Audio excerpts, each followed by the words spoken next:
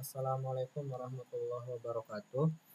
Di video ini saya akan memberikan tutorial tata cara penggunaan aplikasi Silabrasi Sigap yang ada di bagian organisasi Kabupaten Sumbawa.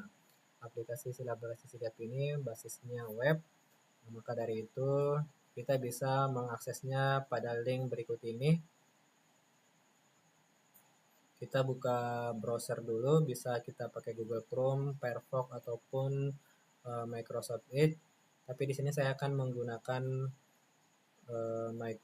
Google Chrome. Di sini saya buka Google Chrome, kemudian kita buka tab baru. Di sini di kolom paling atas ini kita masukin alamat webnya, yaitu dev.app.sumbawakap.go.id. Setelah itu kita klik enter. Nanti dia akan diarahkan ke halaman landing page-nya seperti ini, Bapak Ibu. Nah, di sini sudah berisikan informasi terkait dengan apa sih itu aplikasi Silabrasi Sigap. Jadi nanti pengunjung bisa membacanya. Kemudian kita scroll ke bawah, nanti di sini ada nilai dari survei kepuasan masyarakat Kabupaten Sumbawa yang diambil dari rekapan atau akumulasi dari nilai survei kepuasan masyarakat yang ada di OPD maupun kecamatan yang ada di Kabupaten Sumbawa. Di sini sudah ada total responden 1078 orang ya, di mana total nilai IKM-nya yaitu 89,5. Ini adalah nilai dari IKM Kabupaten Sumbawa. Kemudian di sebelah kanan atas ini ada menu mulai survei. Kita coba klik menu survei.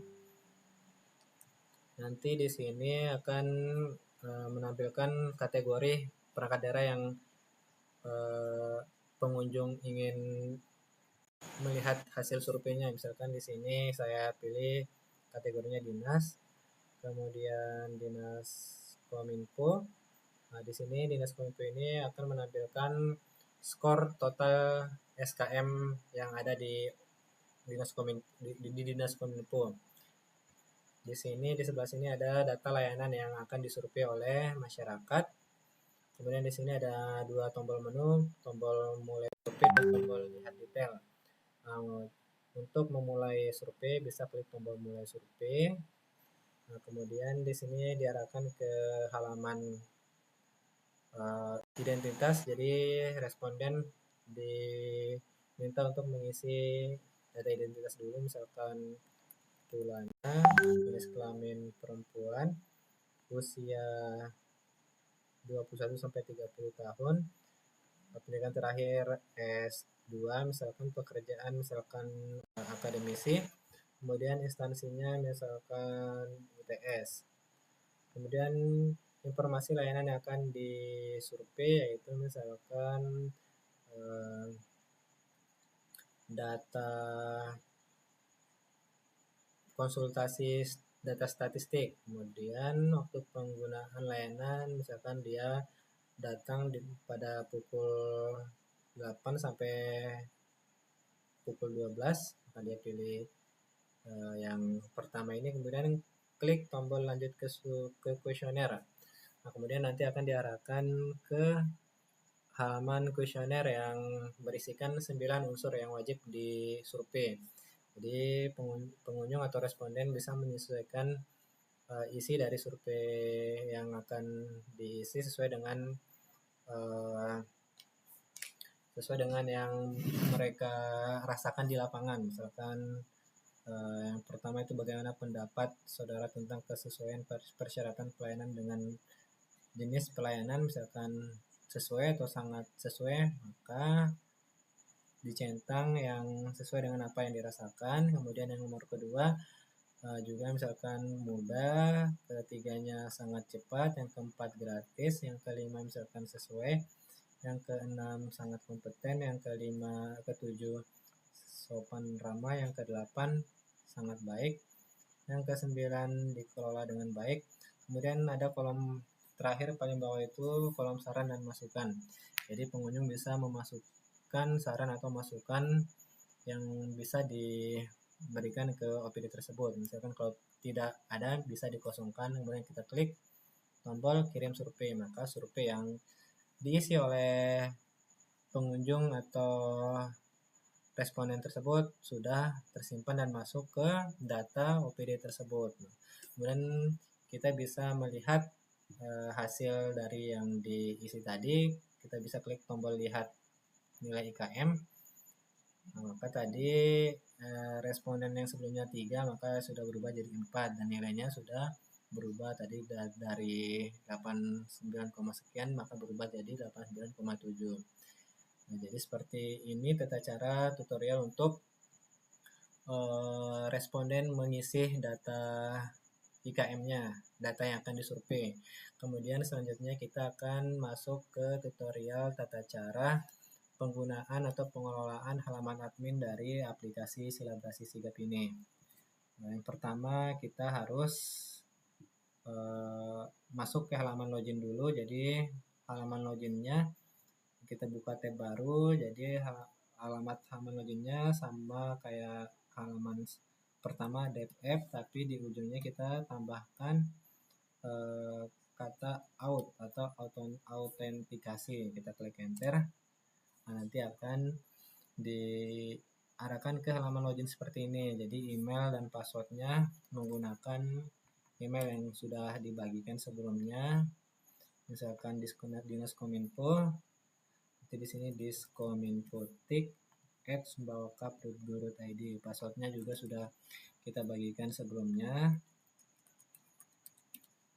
Kemudian setelah mengisi email dan password, tinggal mengklik tombol masuk ke dashboard.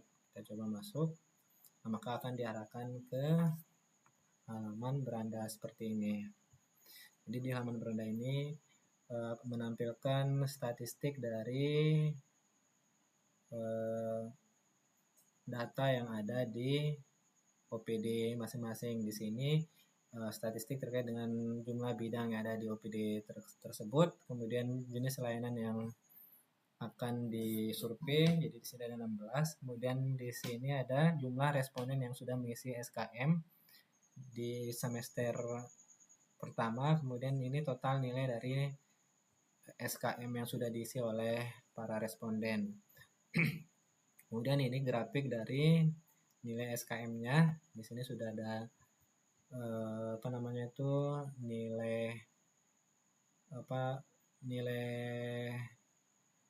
nilainya sudah sangat baik di sini. Di sini sudah ada jumlah respondennya, sudah total 4 responden dengan 6 layanan yang disurvei.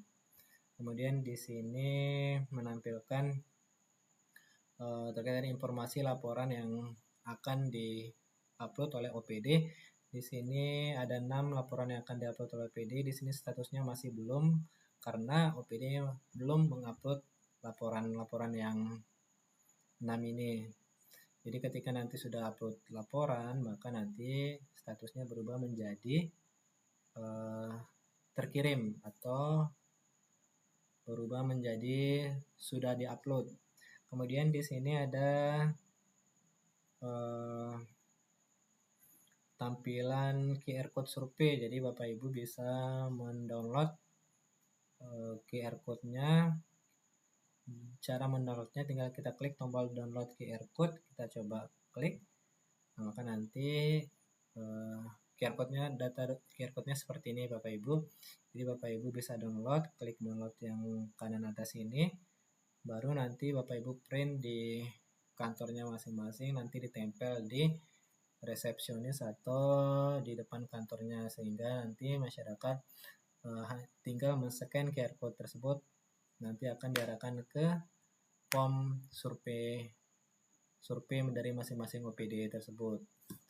Kemudian kita kembali ke halaman dashboard. Jadi di sebelah kiri ini ada beberapa menu, ada menu data OPD. Yang pertama submenu profil OPD. Admin OPD bisa mengisi sesuai dengan data yang ada di OPD-nya masing-masing, dari nama OPD, deskripsi, website OPD, alamat kantor, nomor telepon, kode pos, email OPD, Facebook, Google Map, dan logo OPD. Misalkan kalau sudah selesai diisi, tinggal klik tombol simpan perubahan. Kemudian yang kedua ada menu bidang. Menu bidang ini Bapak Ibu atau admin dari OPD terkait bisa menambahkan bidang-bidang yang ada di OPD tersebut. Misalkan di OPD Kominfo ini sudah ada 5 bidang yang sudah kita input. Misalkan pengen nambah ada bidang tambah 1 bidang lagi, tinggal klik tombol tambah data. Kemudian kita masukkan nama bidang yang baru, misalkan bidang telematika aktif, status aktif, jangan lupa dicentang status aktif. Kemudian tinggal klik tombol simpan untuk menyimpan data. Nah, setelah itu kita klik kembali untuk melihat data yang kita simpan. Jadi seperti ini sudah tersimpan.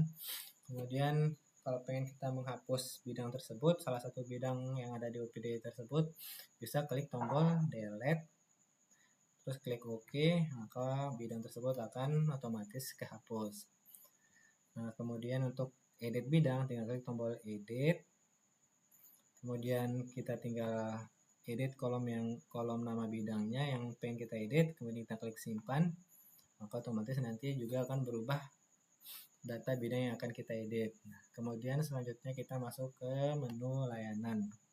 Menu layanan ini adalah menu yang inti dari website ini, di mana menu layanan ini adalah layanan yang akan nanti disurvei oleh masyarakat atau responden. Jadi di Kominfo ini sudah ada 16 layanan yang akan disurvei oleh responden.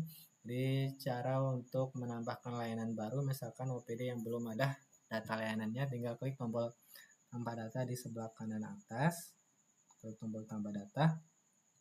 Kemudian akan diarahkan ke halaman tambah data ini seperti ini.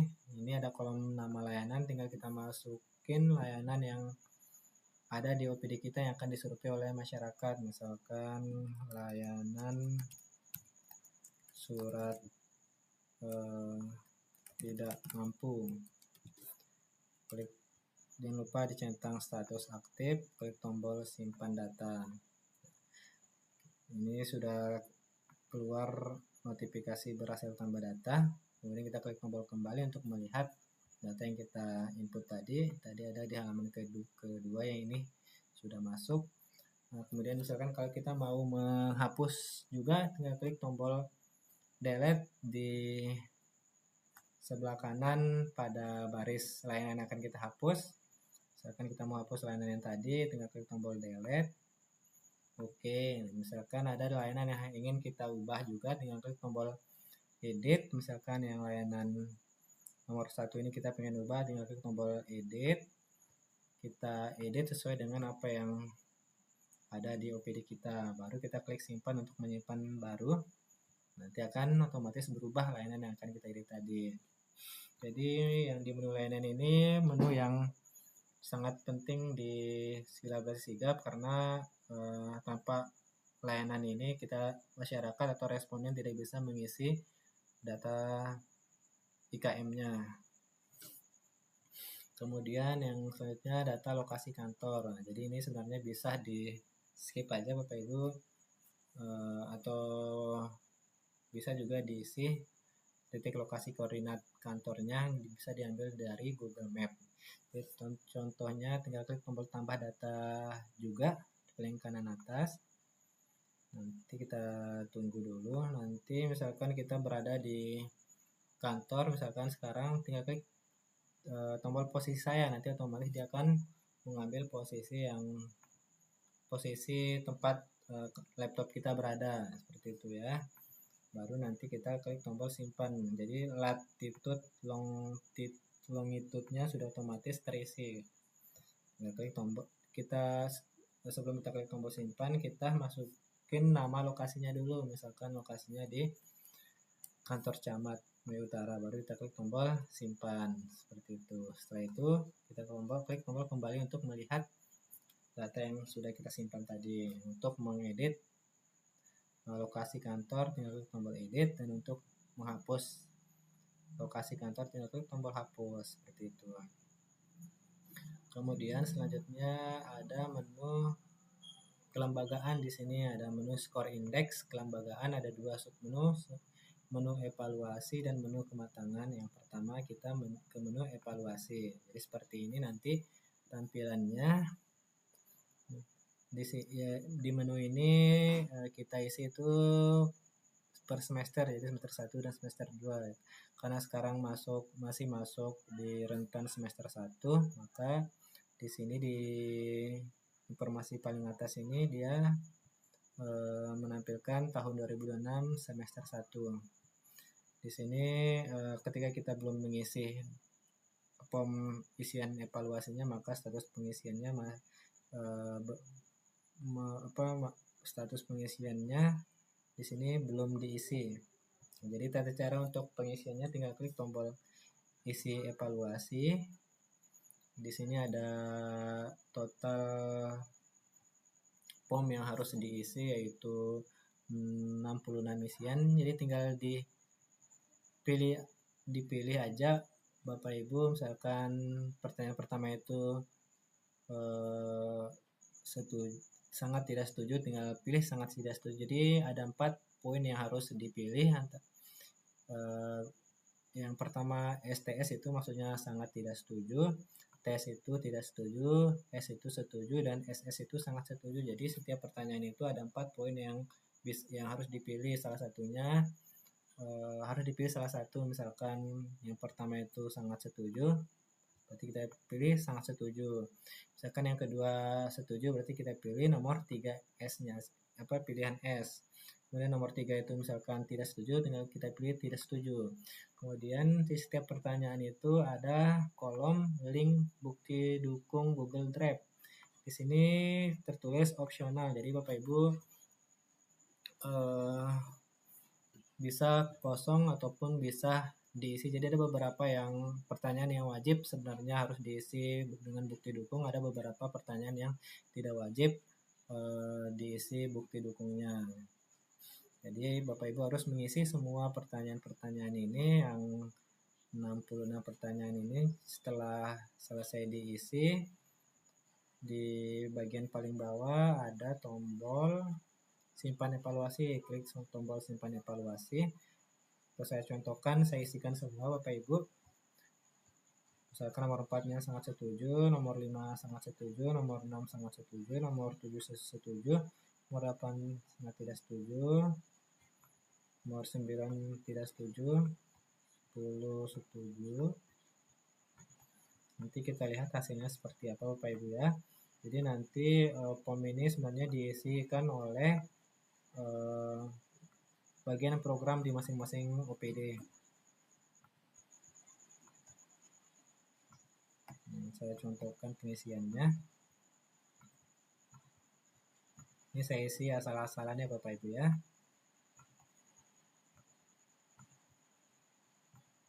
Nah, jadi kalau sudah selesai kita isi.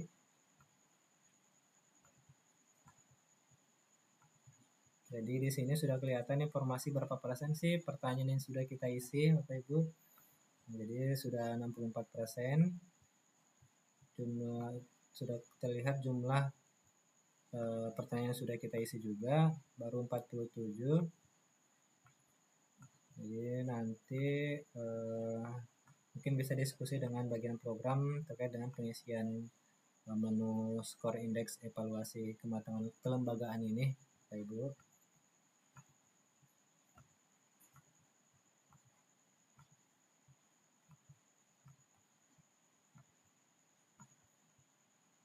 Nah, setelah selesai kita isi, baru di sini kita klik tombol simpan evaluasi. Kita coba klik tombol simpan evaluasi. Kita klik OK untuk konfirmasi.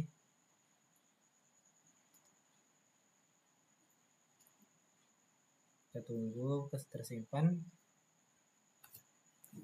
Nah, setelah selesai tersimpan, maka akan diarahkan ke menu detail. Otomatis akan diarahkan ke menu detail evaluasi. Jadi seperti ini tampilan detail evaluasinya. Jadi sudah terhitung otomatis skor komposit totalnya 80,28 dengan peringkat kompositnya itu peringkat 1 P strip 1. Jadi sudah otomatis nilainya terhitung otomatis oleh sistem. Seperti ini tampilan yang sudah diisi. Jadi masing-masing pertanyaan itu sudah kelihatan nilai rata-ratanya di sini. Dari 66 pertanyaan itu kelihatan skor rata-rata per pertanyaan. Seperti ini Bapak Ibu.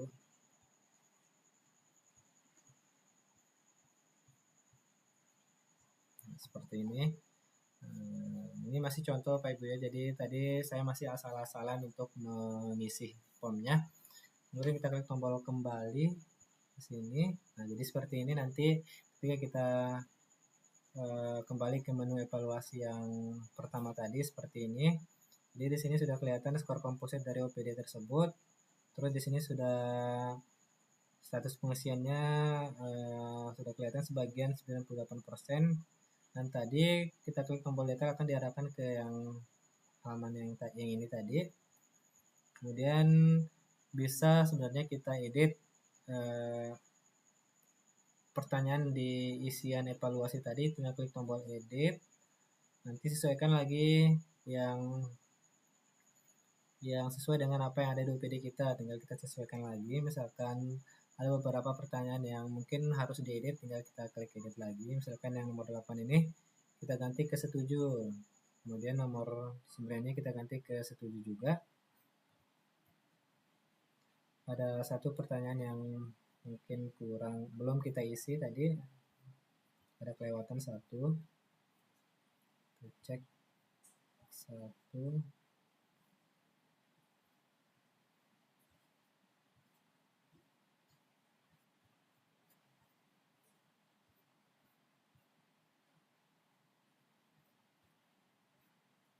Oke, sudah semua. Tinggal kita klik tombol simpan evaluasi. Klik OK untuk konfirmasi. Nah, sudah berubah lagi skor komposit kita. Jadi seperti ini. Cara pengisiannya. Kemudian kita lanjut ke menu kedua, itu menu kematangan. Jadi sama seperti menu evaluasi, menu kematangan ini juga kita mengisi form pertanyaan. Caranya tinggal klik tombol isi penilaian. Kemudian kita isi setiap pertanyaan yang ada di form isian ini. Misalkan yang pertama itu perencanaan pembangunan daerah. Apakah masuk ke tingkat berapa, tinggal klik tinggal kita klik pilihan tingkatnya. Misalkan masuk ke tingkat 3 di OPD kita.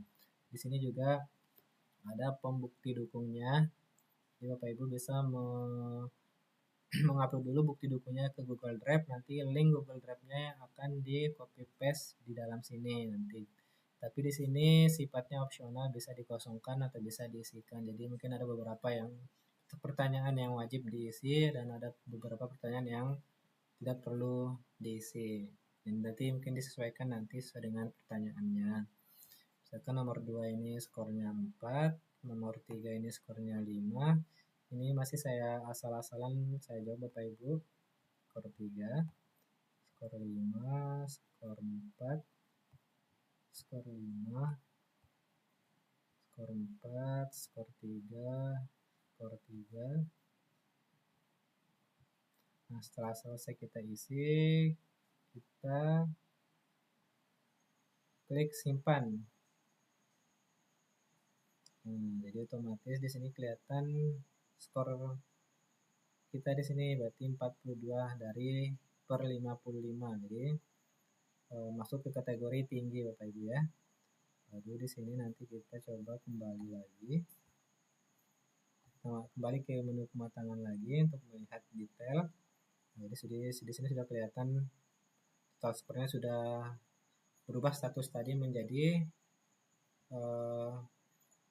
tingkatan skor kita ke tinggi. Kemudian misalkan kalau kita mau lihat detail, klik tombol detail. Nah, jadi kelihatan di sini detail dari kematangan kelembagaan OPD kita. Jadi bisa dilihat Bapak Ibu. Nah, kemudian kita pengen mengeditnya. tinggal klik tombol, kita kembali ke menu kematangan lagi, klik tombol isi penilaian untuk mengedit lagi. Berarti kita akan sesuaikan lagi pertanyaannya. Misalkan kita mau edit dari skor nomor yang pertanyaan pertama itu skor 3 sebelumnya, kita mau ubah ke skor 5, kemudian yang di skor yang pertanyaan 2 kita mau ubah ke skor 5 lagi. Pertanyaan 4 kita mau ubah ke skor 5 juga, maka progres skornya berubah juga menjadi 47.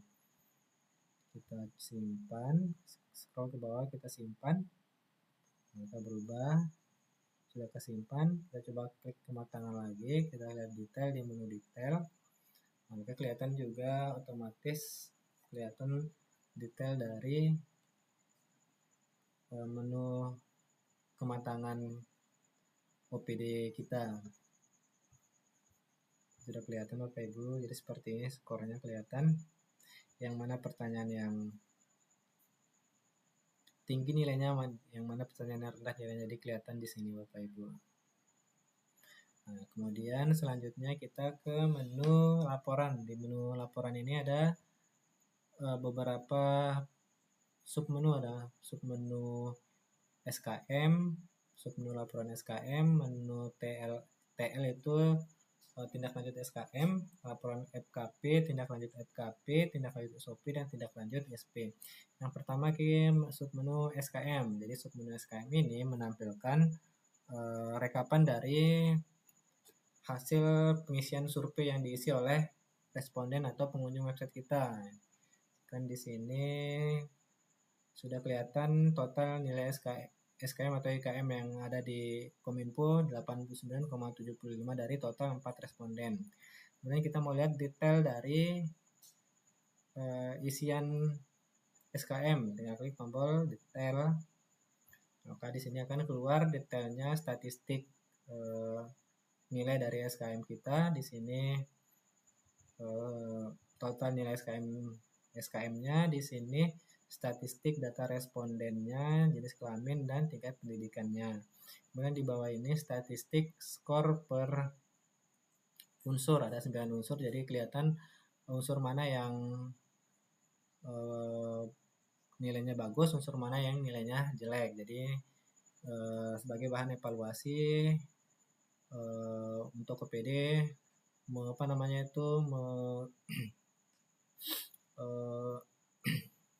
untuk bahan evaluasi OPD untuk mengubah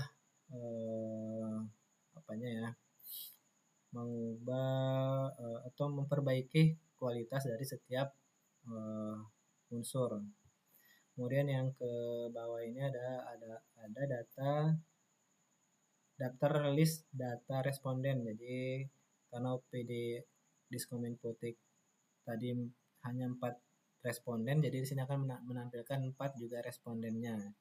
Jadi di sini kelihatan isian dari nilai setiap responden. Jadi yang pertanyaan pertama itu kelihatan nilainya berapa, pertanyaan kedua kelihatan nilainya berapa, sampai pertanyaan ke-9 itu kelihatan nilainya berapa yang diisi oleh responden tersebut.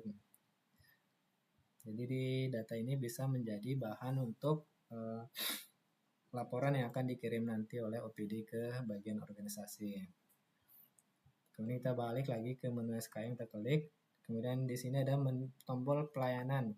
Di tombol pelayanan ini kita klik, maka akan nampil data layanan-layanannya beserta nilai per layanan. Jadi Bapak Ibu bisa melihat layanan mana yang nilainya bagus, layanan mana yang nilainya jelek, seperti itu. Kemudian selanjutnya ke menu laporan SKM. Menu laporan SKM ini menu laporan yang wajib di-upload oleh setiap OPD untuk melaporkan hasil dari SKM yang diisikan oleh pengunjung atau responden di OPD tersebut, di OPD-nya Bapak Ibu. Misalkan tadi sudah ada banyak, sudah kelihatan nilai dari SKM Bapak Ibu di semester 1, maka nanti Bapak Ibu bisa melaporkan jumlah SKM, nilai SKM-nya di menu laporan SKM. Caranya kita klik tombol laporan SKM, tata cara penguploadan laporannya, klik tombol tambah data ya, paling kanan atas ini. Kemudian akan keluar akan keluar halaman seperti ini atau tampilan seperti ini. Bapak Ibu bisa memasukkan judul laporannya, misalkan judul laporan SKM 2026. Kemudian semesternya semester berapa? Kita tinggal pilih Bapak Ibu lapornya untuk semester 1 di tahun 2026. Tanggal laporannya Bapak Ibu misalkan bisa pilih tanggal laporannya, kemudian di kolom paling bawah ini kita upload file laporannya yang sudah dijadikan PDF, yang sudah ditandatangani oleh kepala dinasnya atau camatnya masing-masing. Kita klik tombol upload file laporan, lalu kita cari file PDF yang sudah ditandatangani oleh kepala OPD masing-masing. Misalkan contohnya ini, klik simpan. Untuk mengirim laporannya klik simpan. Nah, setelah berhasil dikirim, di sini akan keluar status menunggu. Berarti maksudnya masih menunggu verifikasi dari bagian organisasi, apakah laporan yang kita kirim sesuai format atau ada beberapa yang diubah, maka nanti statusnya berubah menjadi ditolak kalau laporan yang kita kirim itu tidak sesuai dengan format dari bagian organisasi. Jadi nanti Bapak Ibu bisa klik tombol edit atau hapus untuk mengupload ulang laporannya sesuai dengan catatan yang sudah diisi oleh bagian organisasi. Dan ketika statusnya diterima, maka nanti status di sini berubah menjadi terima, seperti itu Bapak Ibu. Kemudian selanjutnya ke menu tindak lanjut SKM. Jadi sama cara pelaporannya, klik tombol tambah data kanan atas, masukkan judul laporannya, laporan TL tindak lanjut SKM, semester berapa yang dilapor, tahun berapa, baru pilih tanggal lapornya, baru upload lagi file PDF-nya. Misalkan contohnya yang ini, kita klik simpan untuk mengirim laporan. Ini gagal karena ukuran laporannya mungkin agak besar. Mungkin kita coba cari file yang agak kecil dikit.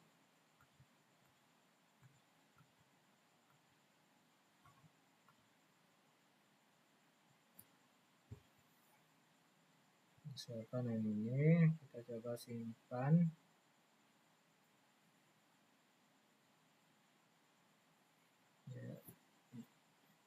Jadi kita lanjut ke laporan selanjutnya. Pada dasarnya caranya sama Pak Ibu, mungkin nanti saya akan perbaiki untuk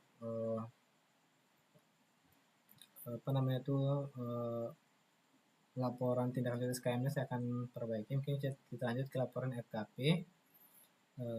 Tata cara untuk laporannya juga sama, tinggal klik tombol tambah data, masukkan judul laporannya, laporan FKP, terus semester berapa, tahun berapa, dan tanggal lapornya tanggal berapa, baru upload lagi file laporannya.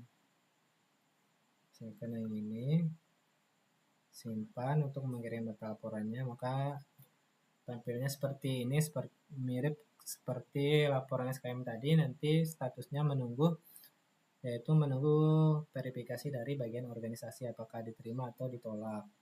Jika diterima, maka statusnya berubah jadi terima. Jika ditolak, maka statusnya berubah jadi ditolak dengan catatan, dengan menampilkan catatan yang alasan penolakan dari laporan yang kita kirim tadi.